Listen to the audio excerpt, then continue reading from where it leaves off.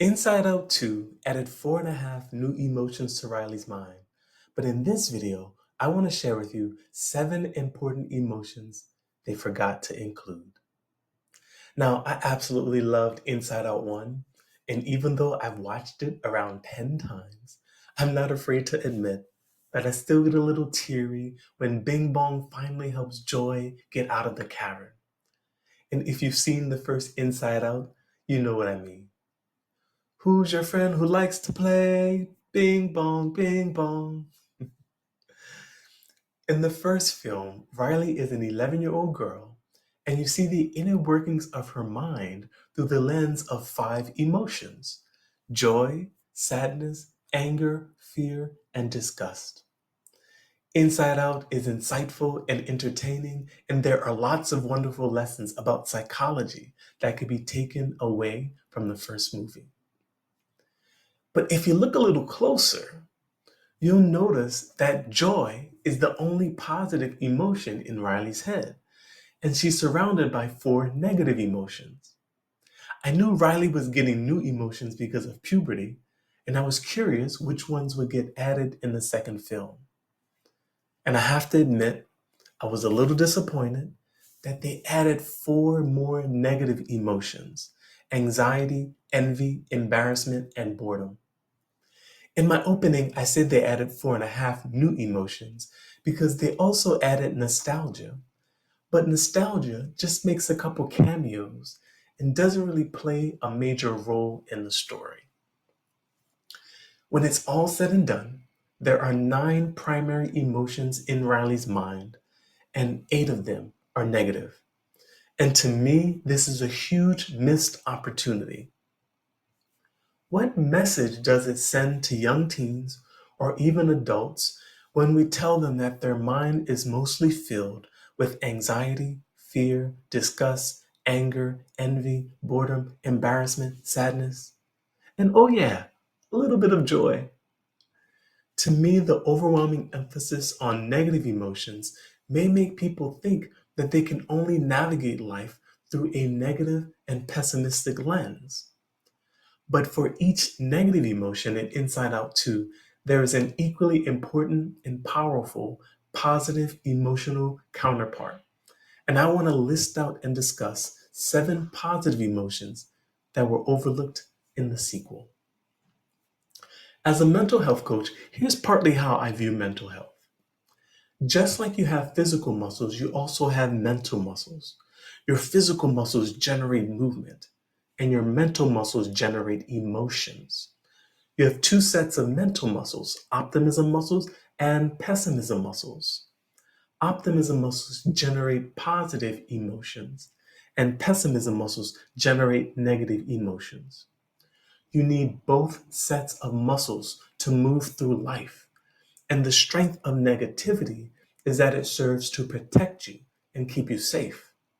Stay back, don't trust, don't try, don't risk are all negative thinking patterns designed to protect you.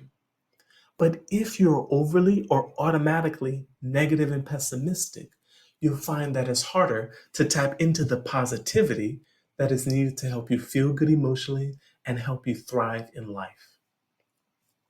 Riley actually displays lots of positive emotions besides joy in the movie, but the other positive emotions are never explicitly announced, so it's easy for them to go completely unnoticed and potentially give the impression that the absence of a negative emotion like anxiety solved the problem, when in reality, a positive emotion was stepping up to the console. If we think about the 9 emotions in Riley's head, 2 of them are already matched as counterparts, and that's sadness and joy. And in the first movie, we learned that one of sadness's strengths was that she could elicit love, support, kindness, and connection from other people. And once Riley felt love and connection, joy could take back over the console.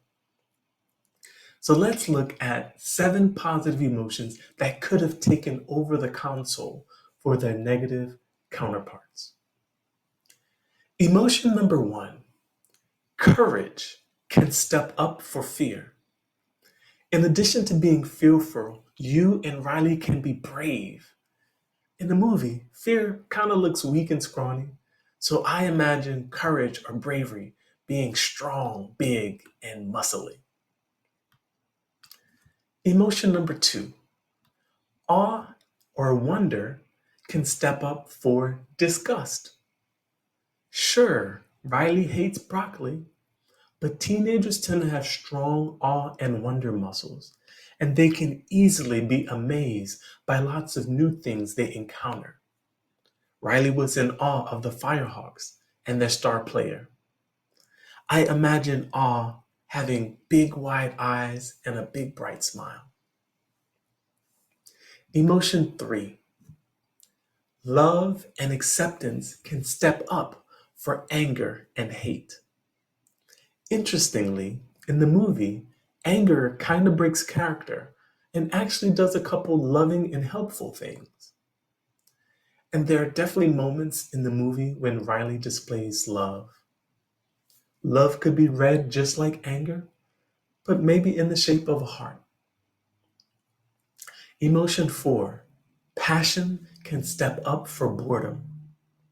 Boredom is a negative emotional state that many teens experience, but engaging in hobbies, passions, and interests can lead to a feeling of flow. And when we are in flow, we feel lots of positive emotions. The fact that the movie is set over a 3-day hockey camp screams opportunities to display flow. I picture flow being like water, and flow could step up to the controls when Riley is in the zone. Emotion 5, gratitude, can step up for envy. I remember my great grandmother telling me to count my blessings when I was younger than Riley. But when I started high school, I saw other kids with fancy clothes, new shoes, jewelry, and even cars. And I started to feel like my life wasn't good enough. Gratitude is one of the master emotions for positivity, and it's not just important for teenagers. I think it would have been cool if they had a gratitude button on the console, maybe next to puberty.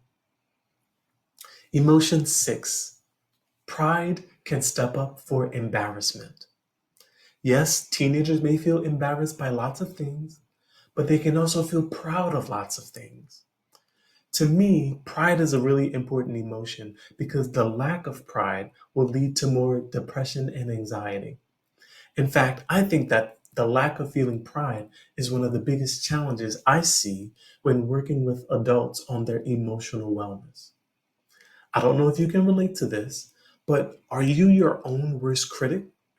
And are you always downplaying your successes and accomplishments?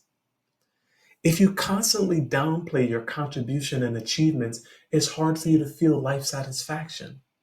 And you either feel anxious to do more because you never feel like you're enough, or you'll give up and feel depressed because you feel you're not making a difference or doing anything worthwhile or meaningful. I really wish there was a pride character to keep Riley's shoulders back and her head held high. And lastly, the 7th emotion is serenity, which can step up for anxiety. Anxiety plays a large role in the movie, and rightfully so. Anxiety is one of the most common mental health diagnoses, both among teens and adults. And again, there are lots of valuable lessons about anxiety in the movie. One of my favorite scenes was when anxiety called down to the projection room and asked Riley's imagination to come up with all the possible pitfalls she might face so that anxiety could plan for them just in case. But then joy, anger, and the other emotions infiltrated the projection room and started sending back positive potential outcomes to headquarters. Anxiety is really trying to be helpful by thinking about all the worst case scenarios. And sometimes anxiety does help us to take positive action so that our future is better. But here's the thing, anxiety is not the only emotion that can help you to plan for the future. Instead of trying to plan for how you might avoid all your fears, you can also think about how you might reach your hopes and dreams. You can be inspired by your values and what's most important to you, and not motivated simply by fears and worries. When it's all going wrong, there's this huge anxiety storm, and it seems like Riley is on the verge of a panic attack. And this part of the movie is poignant and dramatic, and I can still feel the intensity from the scene. The other emotions try to stop anxiety, and then finally, Joy manages to tackle anxiety away from the console, and Riley starts to calm down and find her center.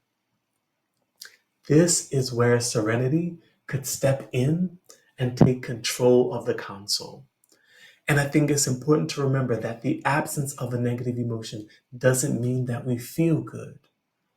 Taking away a negative may just get us back to zero, but we need the positive emotion to step up, take control, and push us forward. I totally cried at the climax of the movie when Riley takes a deep breath while she's in the penalty box and her friends come over to check on her.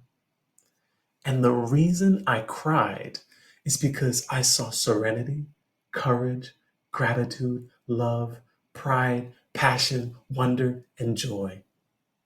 Serenity when Riley took a deep breath and found her center. Courage to admit to her friends that she wasn't okay and she made a mistake. Gratitude for their friendship. Love when she hugged them, and passion, pride, wonder, and joy when she returned to the ice to play hockey. Just like in the movie, positives can be found everywhere in our lives if we know what to look for. And this is why I wish they had mentioned more positive emotions by name and given them a larger and explicit role in Riley's mind. Negativity is not the only way to think about and navigate life. And to all the Rileys out there and the adults that identify with Riley, hear me when I say this. You are so much more than anxiety, fear, disgust, anger, envy, boredom, embarrassment, and sadness. You are joy. You are brave. You are awe and wonder. You are passion and interest. You are pride. You are serenity. You are gratitude. And you are love. And when you're going through something challenging, remember there is so much good already inside you. All in all, I honestly really like the movie and I highly recommend it. And I know that it would have been really difficult and probably confusing to have every single emotion, positive and negative, running around in Riley's mind. But because of my passion for positive psychology, I really hope that there's at least a little backup for Joy if there is in Inside Out 3. Maybe Joy can get some pride, courage, and serenity to have her back next time. I'm curious which positive emotion or emotions you think would be good additions to headquarters. So let me know in the comments. And I'm also curious if this video sparked any ideas or insights for you. So hey, let's talk about it. And one last thing before I go. If you're curious to learn about my approach to helping people to transform their stress, anxiety, and depression into joy, happiness, and peace, you can download a free copy of my ebook, A Happy Mind, through the link in the description. I am so grateful to you for watching all the way to the end. And until next time, be brave, be peaceful, be joyful.